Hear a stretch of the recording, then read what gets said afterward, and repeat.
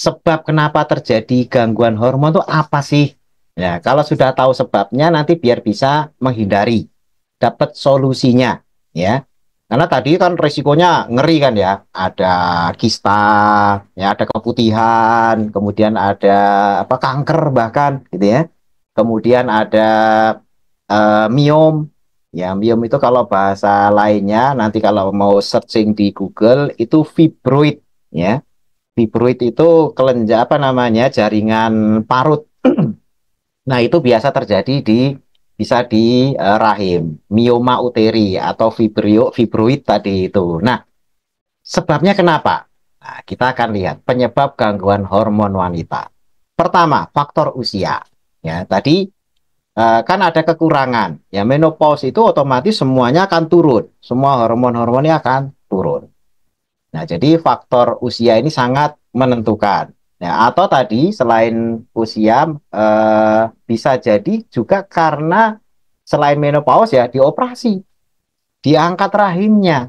Nah, makanya tadi sekali lagi kalau diminta oleh dokter operasi atau apa, pikir jauh-jauh dulu. Ini nanti ke depannya gimana nih, rasanya mesti nggak enak dan lain sebagainya. Sekali lagi, semuanya pertimbangannya adalah mencari madorot yang terkecil, gitu ya, mencari madorot yang terkecil. Jadi ini ada manfaatnya nih, manfaatnya besar, tapi madorotnya gimana? Terus ditimbang-timbang antara manfaat dan madorot lebih besar mana? Nah itu menjadi penentu nantinya untuk mengambil keputusan apakah ini nanti mau diangkat rahimnya atau tidak. Kemudian faktor yang berikutnya adalah obesitas. Ya, obesitas ini akan menyebabkan estrogen dominan. So, estrogen dominan itu naik. Kalau menopause tadi turun. Nah, kalau obesitas itu akan menyebabkan estrogen dominan. Kenapa? Karena jaringan adiposa itu adalah timbunan lemak di bawah kulit di apa subkutan. Itu bisa menghasilkan estrogen. Nah, jadi ini nih rahasianya gini Bapak Ibu semuanya. Tadi kan estrogen itu diproduksi oleh rahim, ya, oleh ovarium. Maaf, oleh ovarium. Ovarium itu indung indung telur. Nah, selain estrogen dihasilkan oleh ovarium atau indung telur, ternyata juga diproduksi oleh tempat-tempat lain. Salah satunya apa? Plasenta. Nah, itu kalau hamil. Ya, kalau hamil kan ada janin. Plasenta itu memproduksi estrogen juga. Ya. Kemudian ada kelenjar yang juga memproduksi estrogen. Ya, itu di salah satu kelenjar di tubuh wanita. Tapi itu produksinya kecil. Nah, yang bisa mempengaruhi agak besar itu adalah dari jaringan lemak. Makanya mungkin ibu-ibu yang punya timbunan lemak agak banyak, estrogennya pasti juga naik, gitu kan? Nah, kalau sudah estrogennya naik, akan terjadi estrogen dominans karena produksinya tidak hanya dari apa ovarium, tapi juga dari jaringan adiposa. Jadi nyumbangnya banyak, akhirnya berlebih. Ya, kemudian yang berikutnya itu adalah resistensi insulin. Ini biasanya terjadi pada penderita diabetes tipe 2, bukan tipe 1 yang tipe 1 itu yang pakai insulin. Tipe 2 itu terjadi resistensi insulin. Nah, resistensi insulin itu dipacu oleh makanan yang dominan gula atau karbohidrat. Kalau sudah resistensi insulin, biasanya yang terjadi gangguan itu di progesteronnya. Penyakit yang muncul karena resistensi insulin, ini PCOS tadi itu. Ini polikistik ovarian syndrome. Ya, artinya kistanya jadi banyak. Itu terjadi karena resistensi insulin. Makanya beberapa penderita PCOS, kista, ya, itu kadang-kadang dokter memberikan obat itu metformin. Ya, metformin itu obat yang diberikan dokter untuk menekan produksi gula.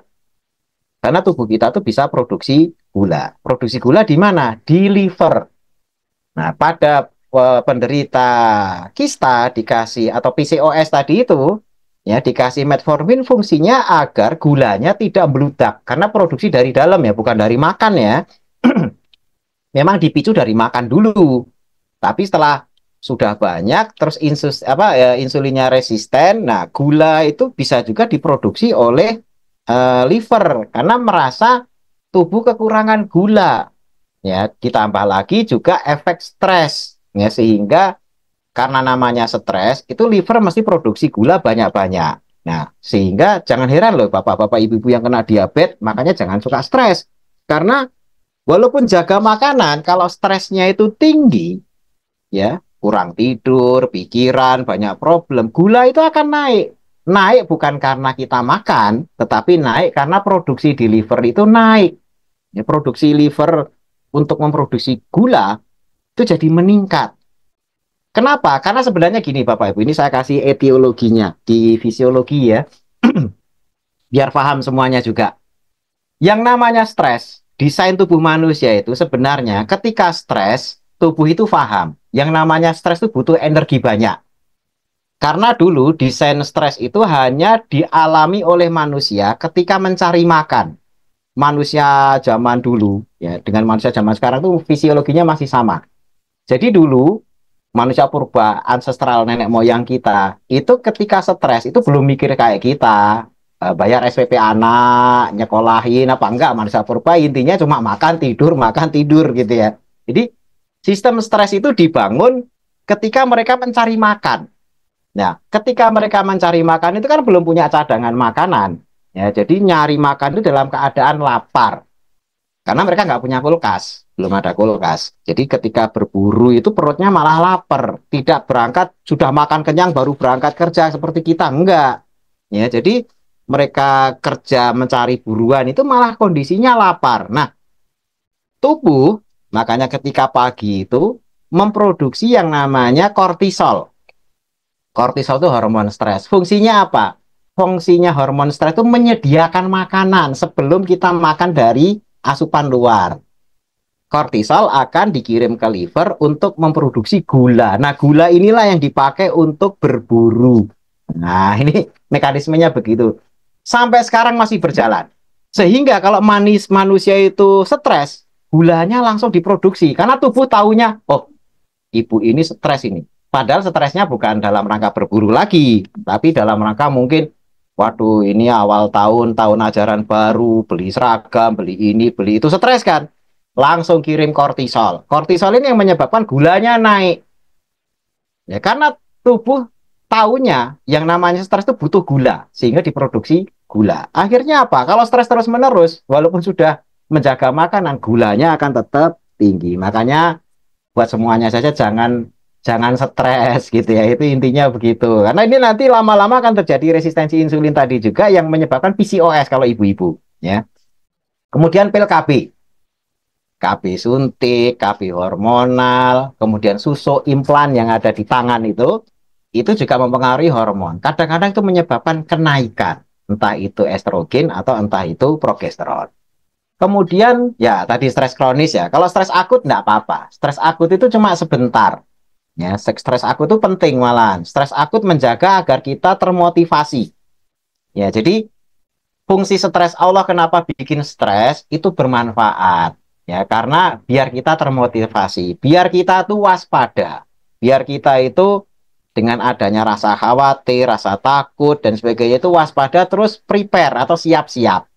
Tetapi kalau kronis, nah inilah yang bikin penyakit. Karena orang nggak punya stres itu bahaya. Hidupnya akan membosankan.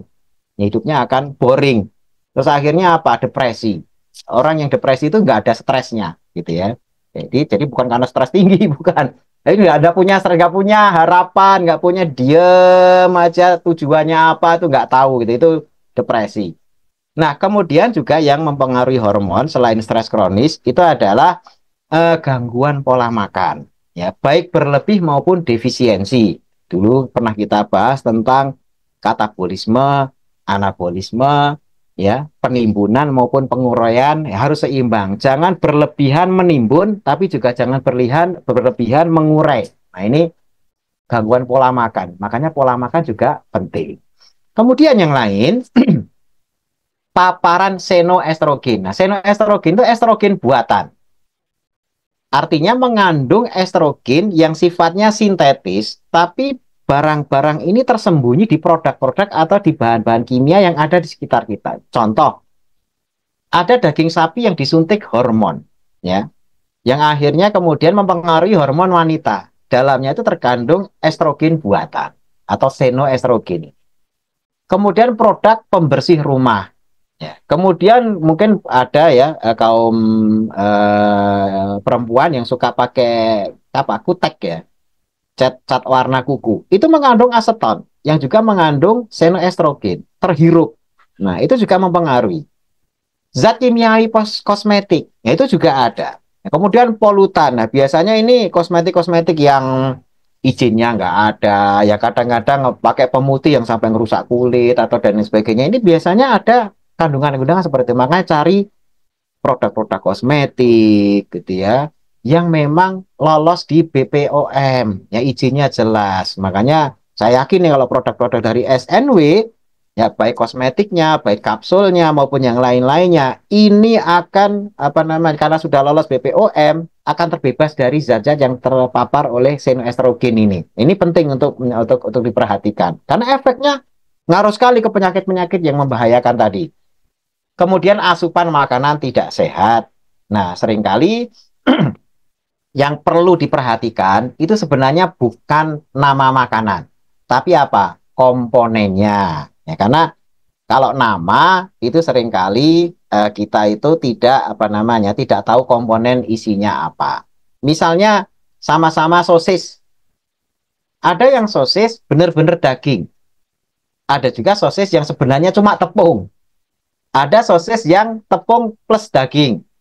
Ya, ada yang cuma zat yang nggak jelas, tepung ini tepung apa, tapi dikasih pewarna, dikasih perisa daging, rasanya persis daging, padahal bukan daging.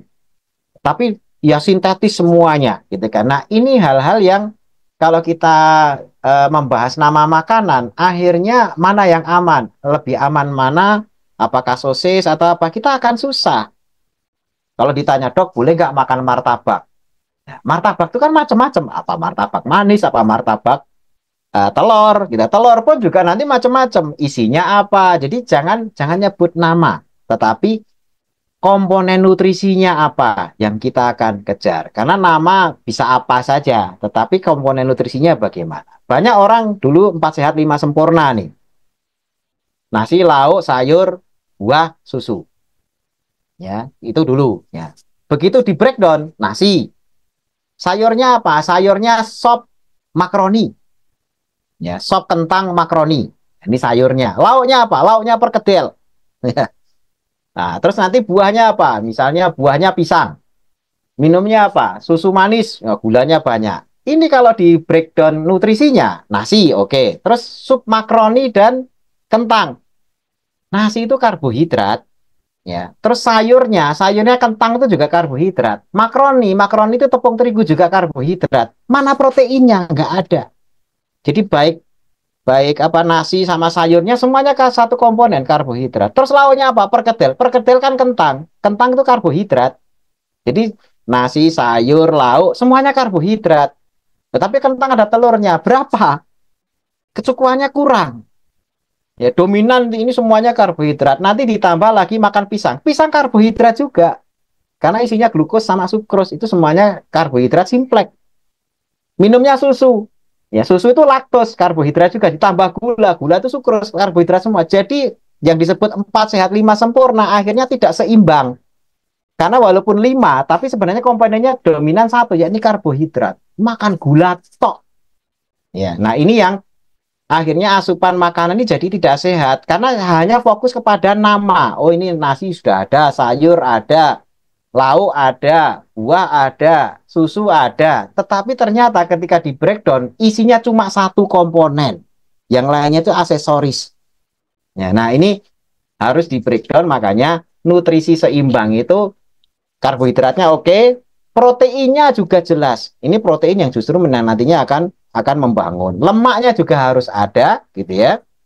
Jadi makronutrisinya terjadi 3 itu harus ada. Kemudian juga tadi mikronutrisinya kalsium, natrium dan sebagainya, mineral sama vitamin itu harus lengkap. Jadi jangan nyebut nama. Karena asupan makanan tidak sehat itu tidak berdasarkan nama, tapi komposisi keseimbangan komponen nutrisinya. Berikutnya, solusi sehat. Nah, ini solusinya. Tadi kan penyebabnya ternyata sekian banyak tadi itu. Nah, Gaya hidup seimbang antara stres dan relaksasi. Stres boleh, tapi segera ada relaksasi. Ya jangan stres dibawa kelamaan. Stresnya akut aja, akut itu cuma sebentar. Kalau kronis itu lama. Segera lakukan relaksasi yang diperlukan. Jadi relaksasinya apa? Macam-macam. Ya relaksasi itu misalnya Bapak Ibu semuanya sedang menyimak webinar ini relaksasi karena dapat masukan ilmu. Oh, karena ilmu itu ya itu penting. Bahkan kadang-kadang orang kenapa stres karena tidak punya ilmu. Ya, satu contoh misalnya. Ini satu contoh. Pengetahuan itu kadang-kadang eh apa namanya? Bisa bikin stres tapi juga bisa stres rilis. Gitu ya. Bikin stres itu contohnya begini. Bikin stres itu. Ada orang seneng banget beli baju. Harganya murah, 50.000. Sementara ditawarkan oleh penjualnya 200.000, tapi dia berhasil beli 50.000, kan bahagia, prestasi dari 200 jadi 50 gitu ya. Tiba-tiba dibawa ke rumah, dipamerkan ke temannya, saya berhasil nawar dari 200.000 jadi 50.000. Terus temennya nyeletuk, kemahalan. Lah emang kenapa? Saya beli cuma 45.000 gitu kan. Sama persis tiba-tiba dia nunjukin itu ya yang tadinya bahagia ya tadinya seneng itu bisa tiba-tiba jadi stres gara-gara tahu temennya punya barang yang serupa selisih 5.000, prestasi bisa mengalahkan penawaran 200 jadi 50 jadi sirna. Nah, itu pengetahuan yang kadang-kadang bikin stres itu seperti itu. Tapi pengetahuan bisa menjadi stress release. Contoh ya punya benjolan di leher, wah itu baca internet ya, benjolan di leher, kemungkinannya apa? Oh, kanker kelenjar getah bening. Wah, kalau sudah kena ini angka harapan hidup cuma 2 bulan. Waduh, baca seperti itu stres. Terus ke dokter, datang konsultasi. Dok, ini apa ya?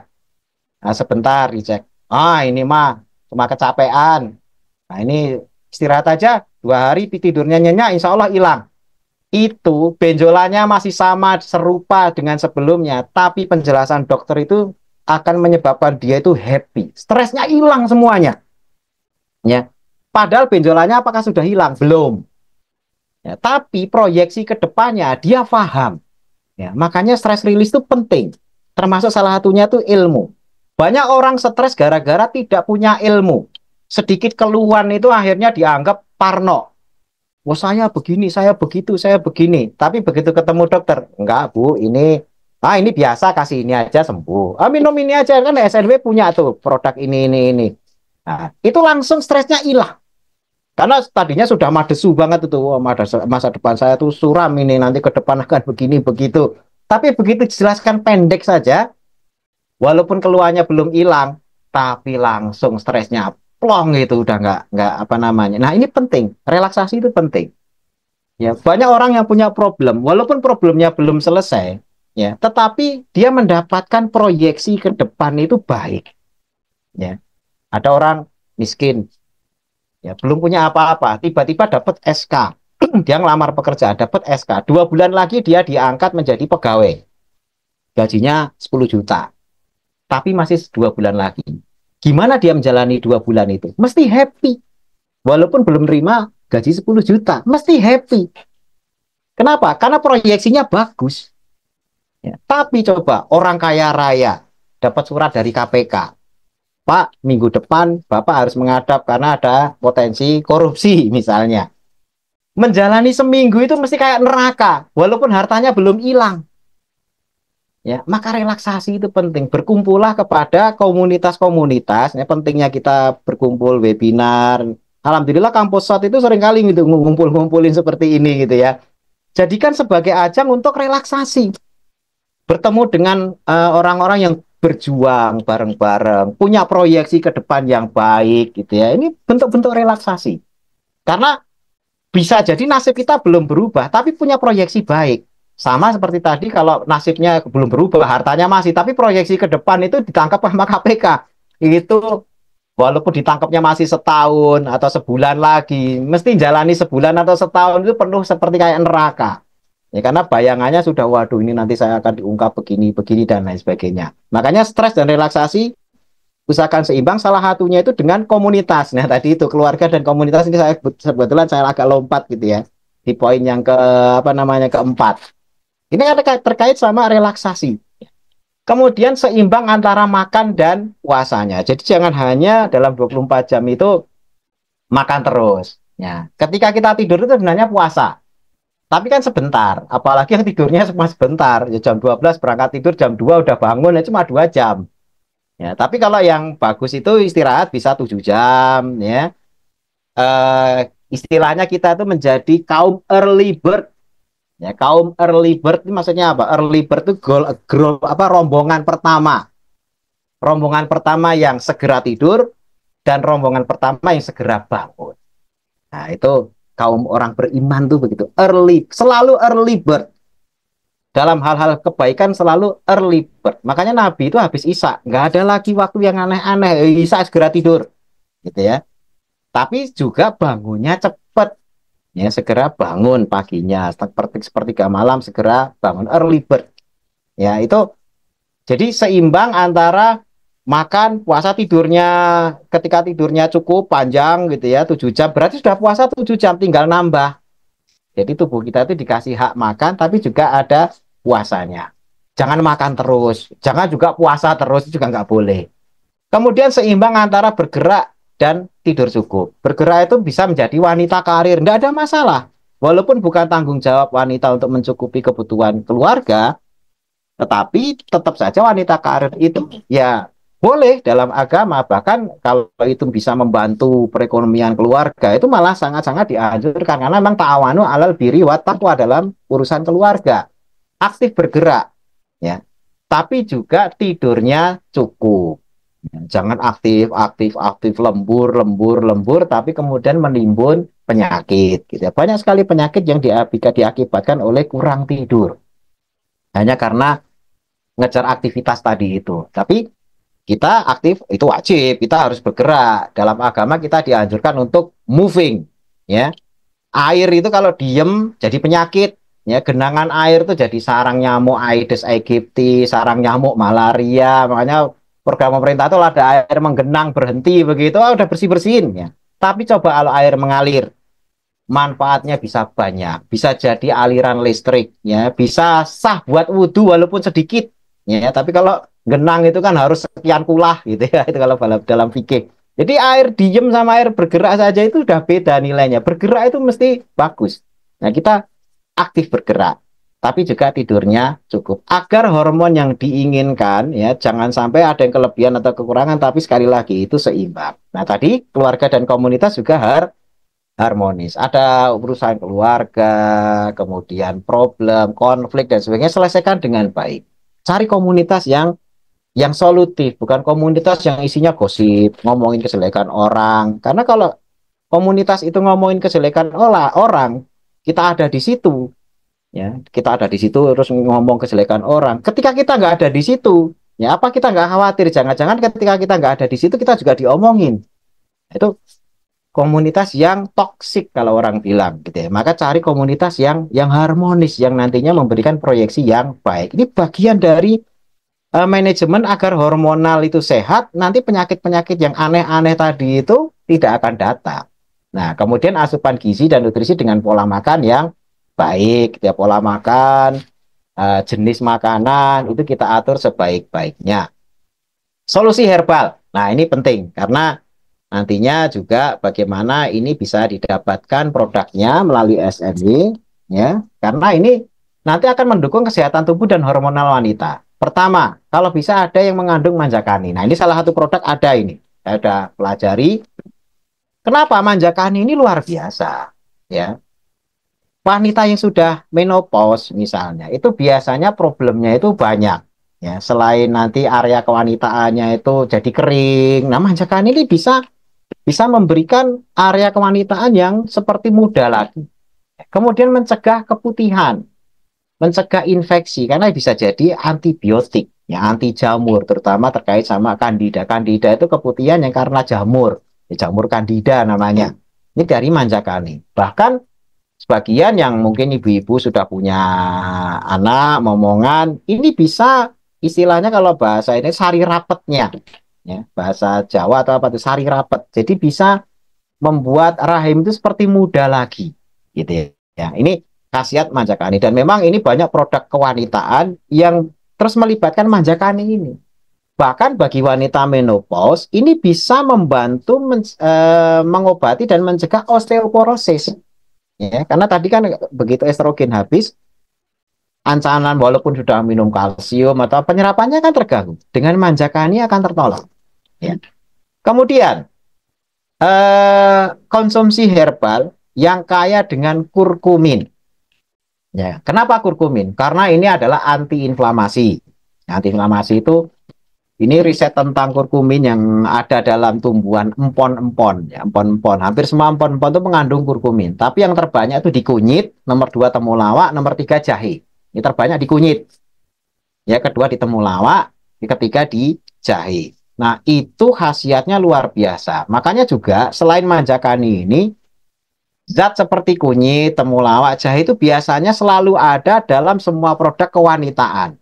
Ya, yang gangguan haid itu mesti kalau obat tradisional mesti ada entah kunyit, temulawak atau jahe karena kandungan kurkuminnya. Maka mengkonsumsi ini akan sangat luar biasa ya efeknya ke siklus haid. Kemudian yang punya masalah hormonal ini penting sekali mengkonsumsi herbal-herbal seperti ini. Ya. Kemudian kaya antioksidan seperti teh hijau ya atau matcha atau habatus sauda.